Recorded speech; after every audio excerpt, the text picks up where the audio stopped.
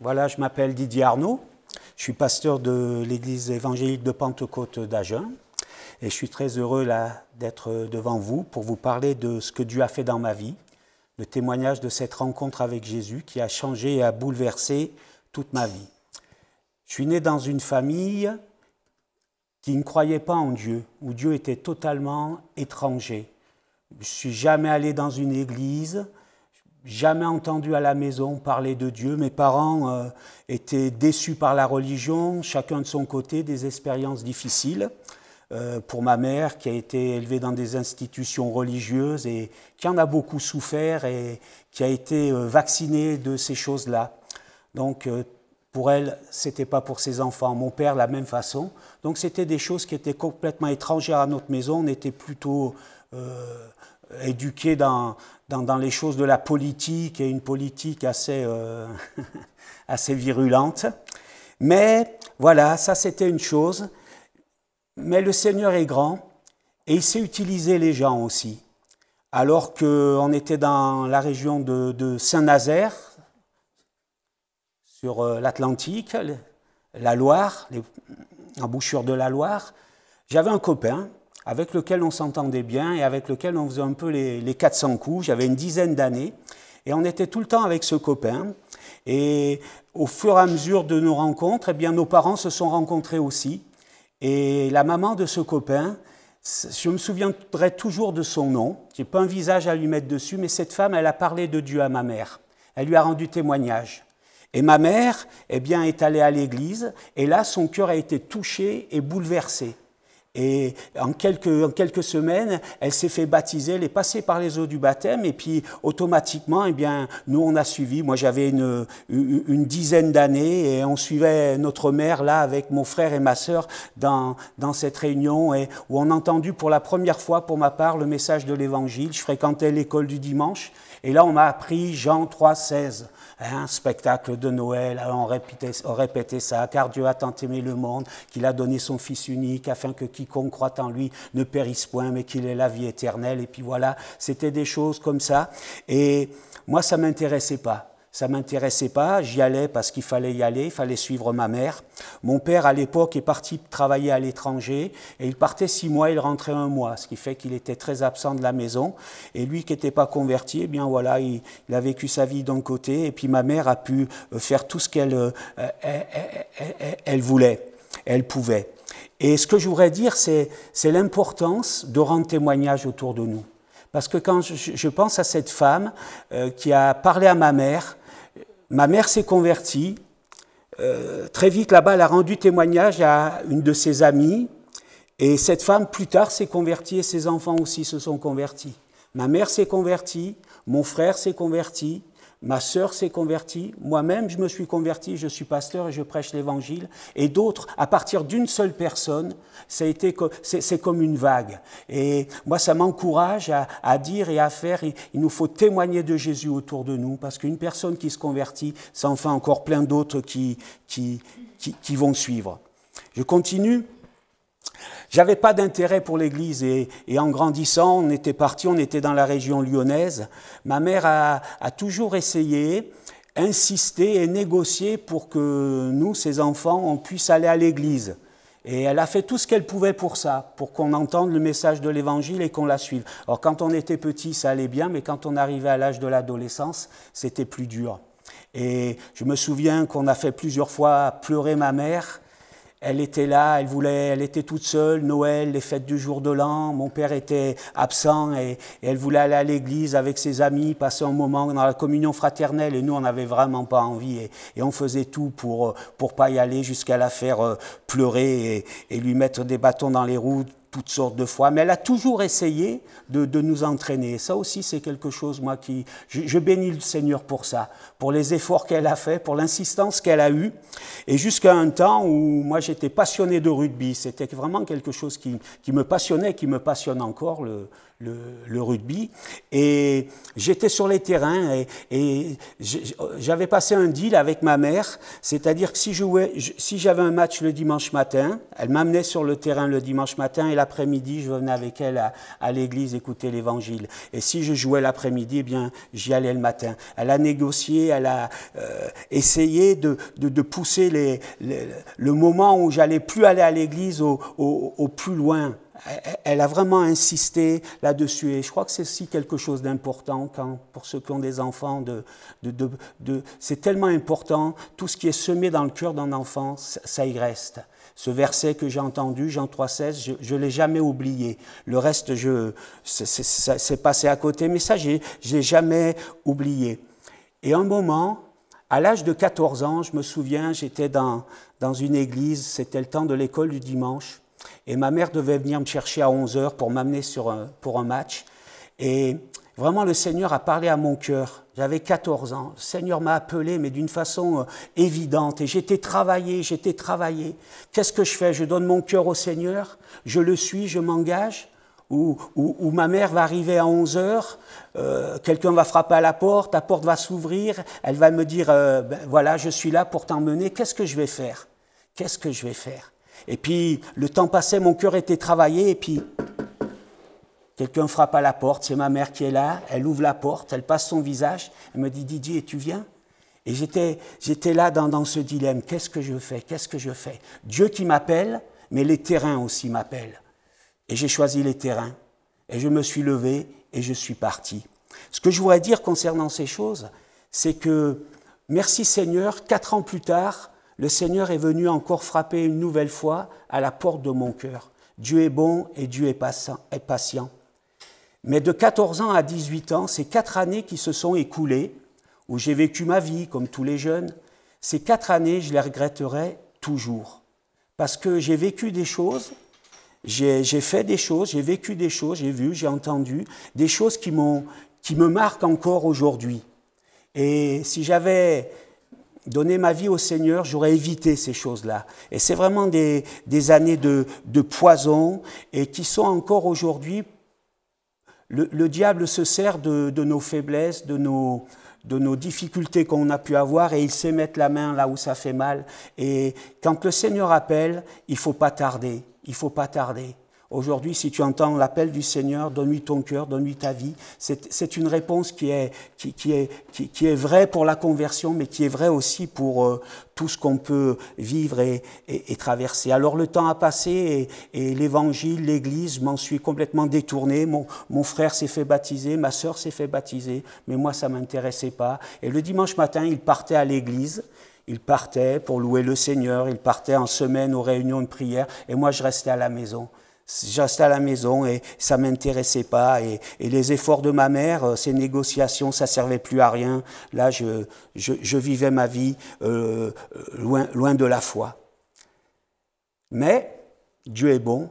À l'âge de 18 ans, le Seigneur a parlé à mon cœur. J'étais tout seul dans ma chambre. Et là, j'ai vraiment réalisé certaines choses. Dieu est bon parce qu'il est revenu une fois. Il est revenu encore une fois pour me parler et pour m'appeler. Et là, j'ai pris conscience d'une chose, j'ai pris conscience de ce que c'était que le péché est mon péché. J'en voulais beaucoup aux gens autour de moi. Je disais, si je suis malheureux, c'est la faute de mes parents. Si je suis malheureux, c'est la faute de mes professeurs. Si je suis malheureux, c'est la faute de la société. Si je suis malheureux, c'est la faute des collègues, de ceci, de cela. Je rejetais la responsabilité de mon malheur qui était réel, de ma tristesse qui était réelle. Je la rejetais sur les autres. Et des fois avec raison. Des fois avec tort, mais des fois avec raison. Et je regardais ces choses et je souffrais. Je n'étais pas satisfait. Mais le Seigneur m'a montré une chose, c'est que ce que je reprochais aux autres, moi aussi, je le faisais. J'avais certains collègues de lycée qui étaient les souffres-douleurs, les têtes de Turcs, et puis ça faisait du bien de se défouler sur eux. Et on leur rendait la vie difficile. Mes parents, je leur gâchais aussi leur vie, j'étais pas toujours trop gentil, trop honnête. Voilà, plein de choses comme ça, je me suis rendu compte que mon doigt pointait tous les autres, mais quand je pointe un doigt les autres, il y en a 3 autres là qui me pointent. Et j'ai réalisé que je valais pas mieux que ceux que j'accusais. Et je me suis rendu compte de ce que c'était que le péché, de ma nature pécheresse. C'est pas toutes les choses que j'ai pu faire, mais dans mon cœur, j'ai senti cette nature. J'ai senti que je pouvais rien faire de moi-même, que je valais rien et que j'avais péché par rapport à Dieu. J'ai pris la conscience de Dieu et de mon éloignement de Dieu. C'est quelque chose qui m'a bouleversé. Mais heureusement, la parole de Dieu était là. Ce verset que j'avais entendu, ce que j'ai entendu dans les réunions, dans les prédications, même si je ne l'ai pas retenu, ça laissait des traces dans mon cœur. Ça laissait des traces et je savais ce qu'il fallait faire. Je savais ce qu'il fallait faire. La parole de Dieu a vraiment marqué mon expérience et ma rencontre avec lui. Dans ma chambre, ma mère avait mis 2 petits cadres avec des versets comme ça se faisait à l'époque. Il y avait Jean 3,16, car Dieu a tant aimé le monde. Et puis il y avait un autre, c'était le psaume 37, verset 5. Recommande ton sort à l'Éternel, mets en lui ta confiance et il agira. Ces cadres, ils étaient là. Moi, ça ne m'intéressait pas du tout ces choses-là.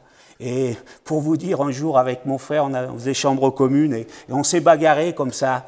On s'est bagarré à coups de banane. Voilà. Se jetait les bananes dessus et il y a un morceau de banane qui atterrit sur ce cadre. Voilà. Nettoie-le, non, c'est toi qui l'as jeté, je ne le nettoierai pas, moi non plus. Maman, nettoyez ça, je ne le ferai pas moi, non. Le morceau est resté là-dessus et voilà l'intérêt qu'avait pour moi la parole de Dieu. Ça me servait de cible aussi pour les fléchettes quand j'avais envie un peu de m'amuser. Mais ce jour-là, cette parole, elle a eu un impact dans ma vie. Elle a eu un impact parce que je sais que si j'ai reconnu mon péché, si j'ai reconnu ma misère, si j'ai vu que j'étais perdu et je pleurais là tout seul au pied de mon lit, je pleurais, j'ai aussi réalisé tout l'amour de Dieu. J'ai réalisé le don de Jésus sur la croix. J'ai réalisé que mon péché pouvait être pardonné et j'ai réalisé que le Seigneur, il pouvait surtout changer et transformer ma vie. Et tout seul, pleurant au pied de mon lit, j'ai levé les yeux vers ce verset et je l'ai relis à haute voix. Recommande ton sort à l'Éternel, mets en lui ta confiance et il agira. Et mon cœur a été touché et j'ai repris ce verset, je l'ai repris pour moi et j'ai dit Seigneur, tu vois, je te recommande mon sort. Je te recommande mon sort, je suis perdu et j'ai besoin de toi. Je mets en toi ma confiance, Seigneur, pour que tu me changes, pour que tu me transformes, pour que tu me laves, que tu me purifies. Je te fais confiance, Seigneur. Et comme le dit le verset, le Seigneur a agi. Et mes larmes n'ont pas cessé, je n'ai pas cessé de pleurer, mais mes larmes de tristesse, de peine, de chagrin se sont transformées en larmes de joie. Et je peux dire que ce jour-là, mes péchés ont été pardonnés. Et le poids m'en a été enlevé. Et je n'oublierai jamais ce moment-là. J'avais pas des tonnes de péchés, j'avais pas fait des tonnes de péchés. Mais je me suis rendu compte d'une chose, c'est que j'étais perdu. Je ne sais pas si vous connaissez cette parabole où Jésus interpelle les auditeurs autour de lui. Il leur dit, mais voilà, il y a un homme qui a une grosse dette et on efface cette dette. Allez, on va dire 10 millions d'euros. Voilà, la dette, on l'efface. Un autre a une dette d'une petite somme, 4, 5 euros, et on lui efface cette dette. Quel est celui qui va être le plus reconnaissant ? Celui à qui on a remis la plus grosse dette parce qu'il peut pas la rembourser, il va finir en prison et il va être condamné, sa vie sera finie. C'est vrai, il va être reconnaissant parce qu'il va être sauvé d'une situation dont il ne pouvait pas s'échapper. Et moi, quand je pense à ce passage, je pense que ce passage, il ne veut pas dire qu'il y a des gros ou des petits péchés. Mais ce qui compte, c'est surtout ce à quoi on échappe. Ce à quoi on échappe. Et qu'on ait fait beaucoup de gros péchés ou peu de petits péchés, le verdict est le même. C'est l'enfer et c'est la mort. Et quand on est pardonné de nos péchés, quand on est pardonné de beaucoup de gros péchés ou de peu de petits péchés, la délivrance, elle est la même. Ce n'est pas le poids et le nombre des péchés qui fait la reconnaissance, mais c'est de se rendre compte de ce à quoi on a échappé. Et je vous garantis que ce jour-là, je sais que j'ai échappé à la mort éternelle. Et je ne l'oublierai jamais. Je ne l'oublierai jamais. Je n'ai pas oublié ce jour où je m'étais cassé la jambe dans les montagnes vers Briançon, et c'est un hélicoptère qui est venu me chercher là dans la montagne pour m'amener à l'hôpital et pour qu'on me soigne. J'oublierai jamais ce jour et les gens qui pilotaient cet hélicoptère et tout ce qu'ils ont fait pour moi. Je l'oublierai jamais. Mais ça, c'était pour une jambe cassée, c'était pour un secours qui était nécessaire. Mais voilà, merci. J'oublierai jamais ça. Alors à combien plus forte raison? Moi, j'ai été marqué par ça. Je sais que j'ai échappé à la mort éternelle. Et ça remplit mon cœur de joie, de bonheur, mais aussi de certitude.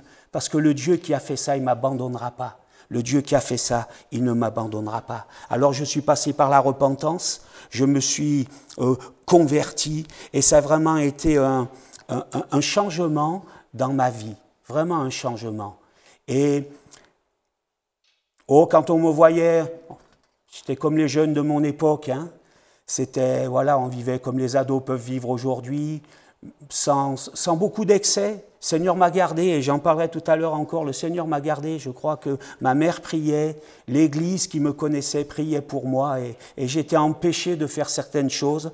J'aurais voulu les faire que je ne pouvais pas, et en plusieurs occasions, j'ai senti cette main sur moi qui m'empêchait d'aller plus loin que ce que j'étais. Mais ma vie a changé, et les priorités ont changé aussi dans ma vie. Il y a des choses que j'aimais et que je n'ai plus aimées. Il y a des choses que j'aimais, qui me détruisaient, qui me faisaient du mal. Je les ai détestées, elles ne m'intéressaient plus. Merci Seigneur, elles ne m'attiraient plus. Il y a des choses que je n'aimais pas, particulièrement, je n'aimais pas du tout. Et là, je me suis mis à les aimer. J'ai aimé aller à l'église. J'ai aimé chanter des cantiques.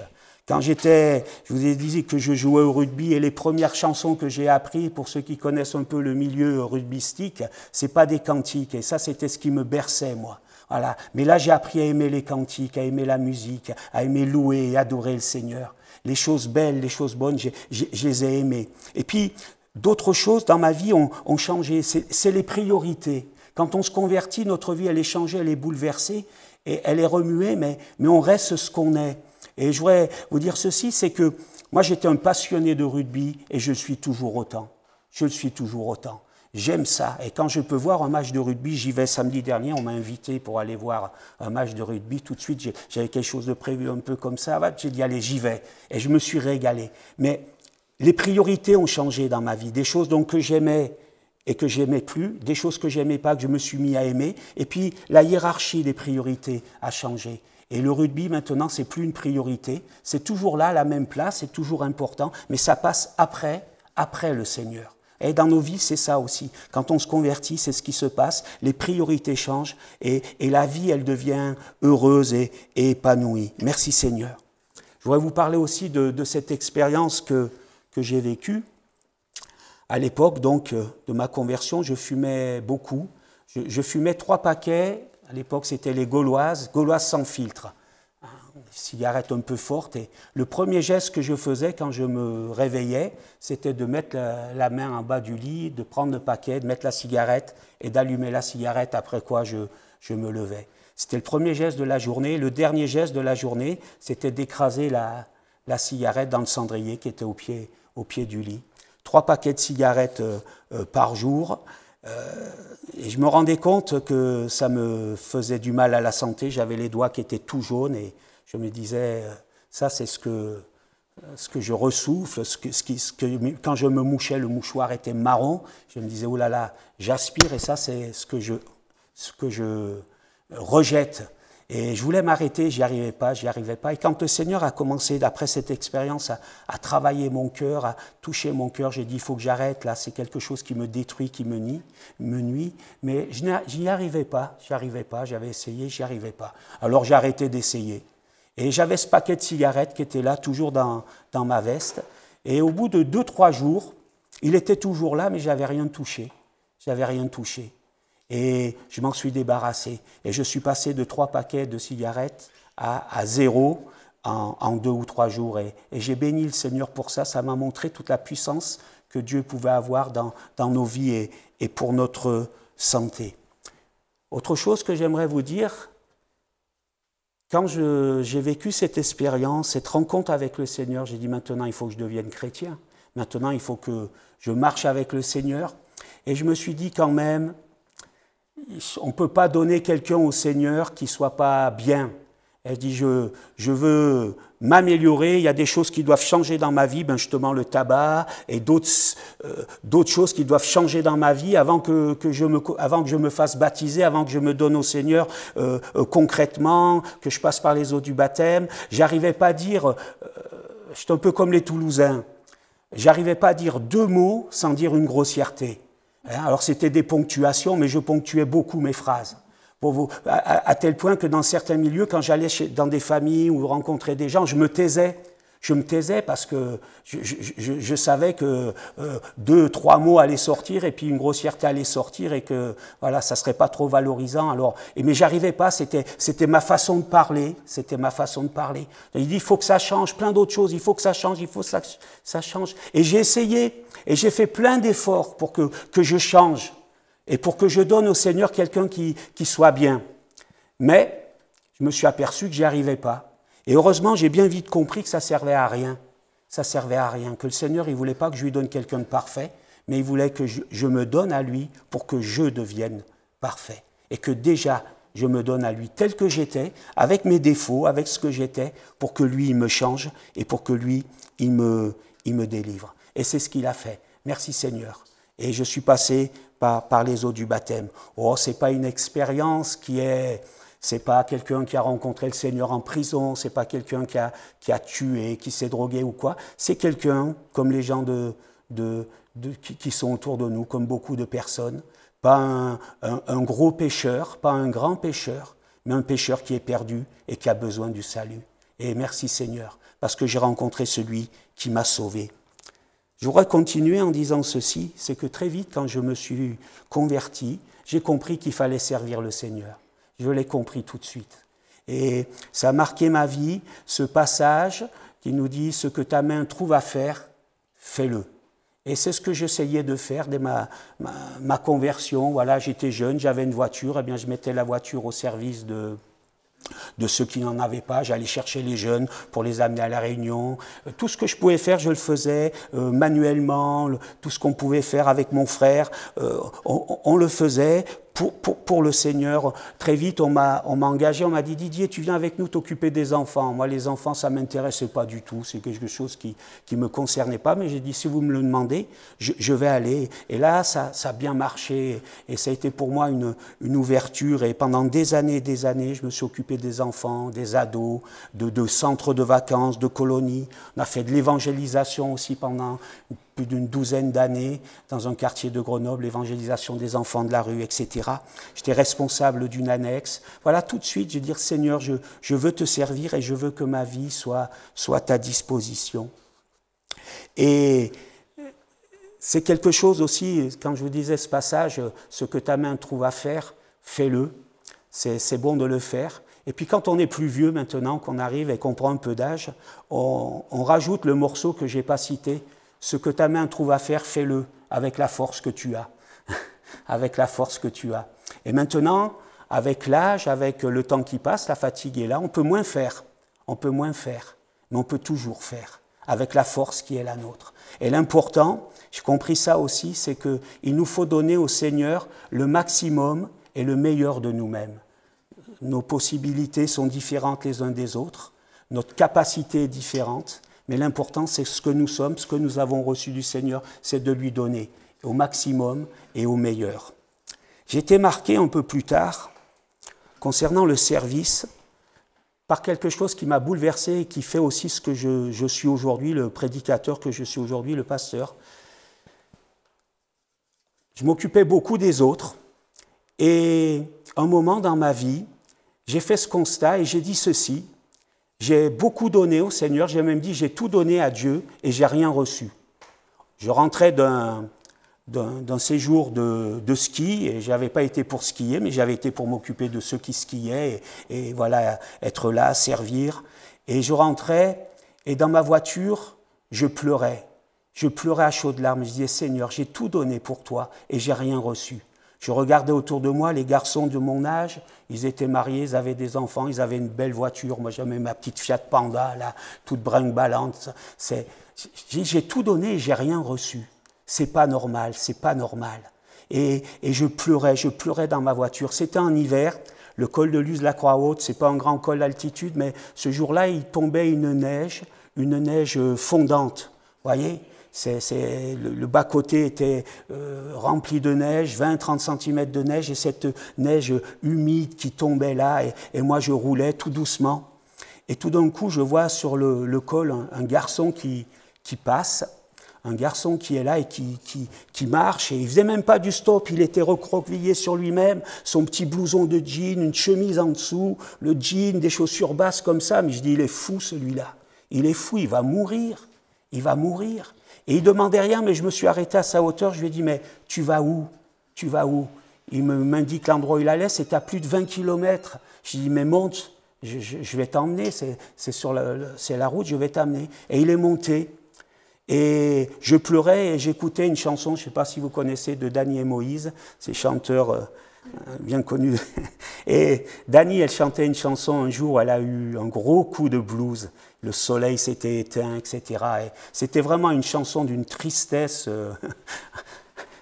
atroce, c'était. Et j'écoutais ça, moi. Ça parlait du Seigneur, mais je l'avais mis celle-là parce que c'était triste. Et j'écoutais ça quand il est monté, le garçon. Et il était là, il a écouté la même chanson. Et moi, j'étais au 36e dessous, et lui, il était au moins au 72e. Il était plus bas que moi. Et comme il était plus bas que moi, il était interpellé parce qu'il écoutait, puis je lui ai expliqué. Alors, je lui ai rendu témoignage et je lui ai parlé du Seigneur. J'avais le moral à 0, hein. Lui, il était à moins 10, mais moi à 0, donc. Mais je lui ai parlé du Seigneur, et ça lui a fait du bien. Ça lui a fait du bien. Et puis on continue la route, et quelques kilomètres plus bas, là, il y avait un papy et une mamie qui avaient garé leur voiture sur le bas-côté, mais il y avait de la neige, ils n'arrivaient plus à repartir, les pauvres. Ils étaient là, on les sentait perdus, et dans cette grande ligne droite, je les ai vus de loin, et puis, avec le gars, on a dit, il faut s'arrêter, il faut les aider. Et là, on s'est garé à côté d'eux, et puis on les a fait monter dans la voiture, on a poussé la voiture, elle est repartie, nous on est remonté dans la nôtre, on est reparti, merci Seigneur. Et là Dieu m'a parlé, Et le Seigneur m'a interpellé, il m'a dit, tu disais, j'ai tout donné et j'ai rien reçu.